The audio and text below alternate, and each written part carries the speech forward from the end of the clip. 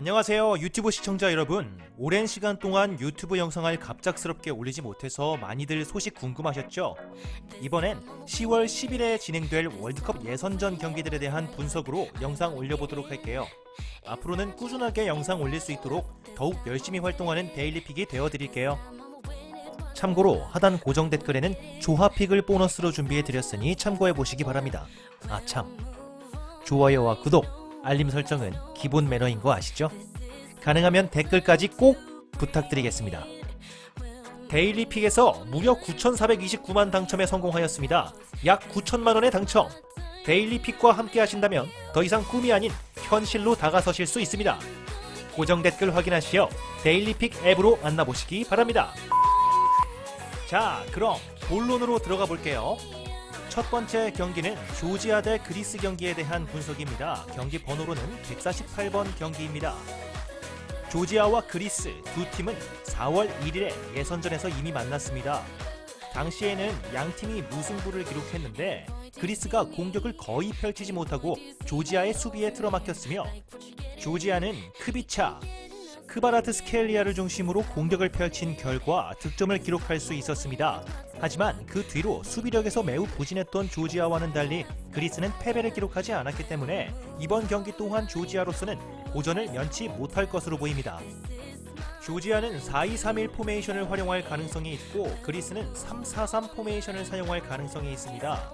그리스로서는 이번 경기에서 조지아를 꼭 잡으려고 할 것으로 보이기 때문에 바카세타스나 파블리디스, 두비카스를 중심으로 더욱 공격적으로 나갈 것으로 보입니다. 이 공격진이 스웨덴을 고전시킬 정도로 최근에는 좋은 컨디션을 보였기 때문에 조지아로서는 매우 고전할 것으로 보입니다. 조지아가 최근 수비력에서 매우 부진한 모습을 보이고 있으므로 이번 경기는 그리스의 승리를 예상하며 또는 2.5 기준점으로 언더 봅니다. 다음 경기로는 핀란드와 우크라이나의 경기 분석을 시작하겠습니다. 경기 번호로는 151번입니다. 핀란드와 우크라이나 두 팀의 마지막 경기는 3월 29일에 치러졌습니다. 이날 경기에서도 우크라이나가 중원을 지배하면서 압도적인 점유율을 가져갔고 많은 슈팅을 기록했는데 여전히 결정력에서 부진한 모습을 보였던 반면 핀란드는 페널티킥 골로 득점을 성공시키는 모습을 보였습니다. 우크라이나가 활발한 전방 압박과 패스 축구로 경기 내용을 자신들의 흐름으로 만들고 있는데 이번 경기에서도 경기 내용은 우크라이나가 앞설 것으로 보입니다. 핀란드는 다음 경기에서 5-3-2 포메이션으로 약간 수비적인 전술을 취할 가능성이 있습니다. 수비 후 역습을 노릴 것으로 보이는데 푸키나 포얀팔루를 중심으로 한 투톱 전술을 사용하지만 두 선수가 최근 득점력이 저조하기 때문에 이번에도 득점을 기대하기는 힘든 상황입니다. 오히려 우크라이나가 다른 강팀들과의 대결에서도 꾸준히 좋은 경기력으로 득점을 기록하고 있으며 야렘추크나 중원 전력이 꾸준히 활발한 공격 가담으로 인해 많은 득점을 기록하고 있기 때문에 이번 경기는 우크라이나의 승리를 예상합니다. 세 번째 경기입니다. 아제르바이잔과 아일랜드의 경기 분석을 시작해드릴게요. 경기 번호는 141번입니다. 아제르바이잔과 아일랜드 두 팀은 9월 5일에 서로 조별리그 경기를 치렀습니다. 이때 두 팀의 대결은 무승부로 끝나게 되었는데 경기력 자체는 아일랜드가 우세한 경기력을 보여줬지만 최악의 결정력을 보여주면서 승리를 기록하지 못했고 아제르바이잔은 마흐무도프와 바이라보프를 중심으로 한 측면 공격을 활용하면서 역습 전개로 득점을 기록할 수 있었습니다. 이번 경기에서 양팀은 다시 한번 접전을 펼칠 것으로 보입니다. 아일랜드에는 아담 아이다가 공격을 가담할 것으로 보이지만 최근에는 결정력이 매우 좋지 못해서 아이다의 공격력만으로는 힘든 경기가 될 것으로 보입니다. 그렇다고 해서 아제르바이잔 공격 전개 또한 좋은 것도 아닌데 아일랜드의 측면 수비가 매우 불안하다 보니 이번 경기에서도 측면을 통한 역습 전개를 할 것으로 보입니다. 두 팀이 모두 공격력에서 매우 무진 모습을 보이고 있기 때문에 이번 경기는 양팀의 무승부를 예상합니다. 네 번째 경기로는 같은 날 스웨덴 대 코소보의 경기에 대해 분석을 시작하겠습니다. 이번 경기 번호는 144번 경기입니다. 스웨덴과 코소보 두 팀은 이미 3월 29일에 맞붙었습니다. 당시 경기에서는 스웨덴이 승리를 기록하게 되었는데 스웨덴이 높은 점유율을 가져가는 팀이 아니었지만 많은 슈팅을 기록했고 이에 승리를 기록하게 되었습니다.